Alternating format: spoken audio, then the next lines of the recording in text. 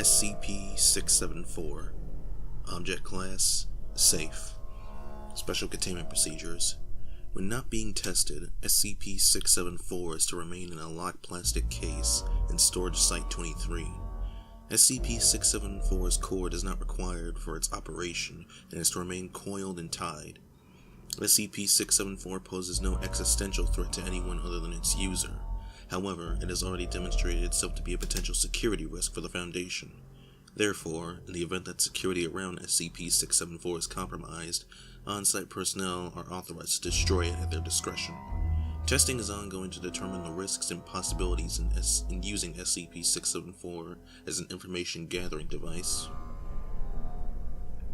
SCP-674 is a Zapper light gun peripheral for the Nintendo Entertainment System, consistent with other models that were bundled with the NES in North America after 1985.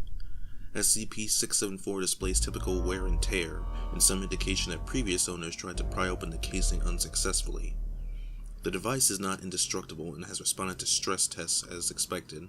Disassembling and reassembling the device has revealed no anomalous parts or internal tampering. Cleaning and maintenance of its parts appears to have improved its accuracy, but has not removed a blind spot that begins on the extreme right side of any screen where it is aimed at.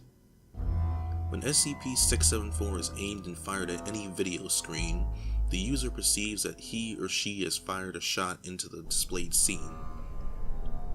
Any physical object within the scene, whether live or previously recorded, will react appropriately in context. People who are shot will appear to die or be wounded, and other people in the scene will duck, take cover, or flee off camera.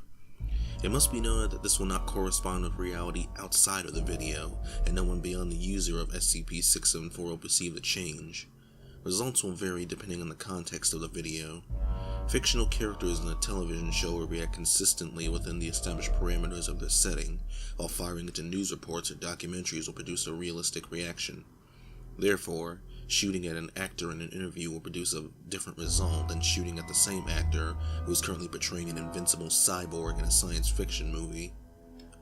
Animated cartoons can also be affected, although cartoon logic produces wildly unpredictable results, from causing a character to momentarily be obscured by a puff of smoke and be covered with soot afterwards, to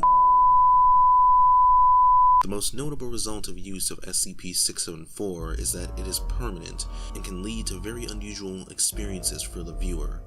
If a subject uses the device to shoot a character in a television series, they will forever perceive that they will have changed the continuity of the series. A character will remain wounded or dead, and other characters will respond in context. This will continue even if SCP-674 is only used once and the viewer is never exposed to it again. At a certain threshold, fictional characters will begin to make broadly expositional statements to each other or through the fourth wall regarding the actions of the viewer, potentially divulging sensitive information. Addendum: SCP-674 was recovered from the home of a reclusive 33-year-old Caucasian male. Mr.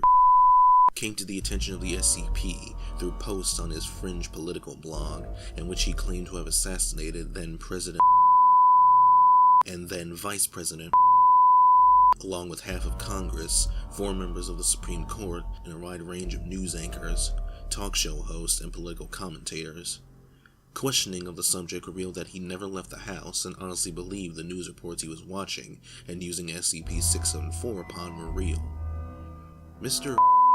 claimed that he was using SCP-674 to stave off a military police state. However, using the device to assassinate so many high-profile figures had the opposite effect on the video reality he was experiencing. His final blog post described an increasingly unstable global order, martial law, and detailed descriptions of catastrophes, consistent with the hypothetical release of SCP and SCP, among others. Mr. claimed prior knowledge of the Foundation and was laying in wait for agents attempting to ambush them by firing SCP-674 into monitors attached to his home security system upon their approach. This, of course, had absolutely no effect on the agents who immediately took him into custody and seized SCP-674. Under questioning, Mr. said he had discovered the properties of SCP-674 when he idly aimed and fired it at an episode of the cartoon and one of the main characters was wearing a graduate's cap and singing about geography. He claims that after the character recovered, it wagged a finger at him and specifically warned that the SCP Foundation was going to get him if he continued to fire the device before returning it to its son. Mr. perished while held in containment. Security tapes show that he had been alone and engaged in a heated one-sided argument with a security camera in his cell before being struck down by 3 .38 caliber handgun bullets. Testing log, SCP-674-1. Note: this text log was retrieved from the hard drive of Dr. partially melted laptop in his private headquarters. Dr. had checked out SCP-674 for testing, and it was recovered from his quarters. His whereabouts are currently unknown. Extending to approximately 13% of the length of the screen itself, widescreen televisions therefore have a larger blind spot than smaller screens.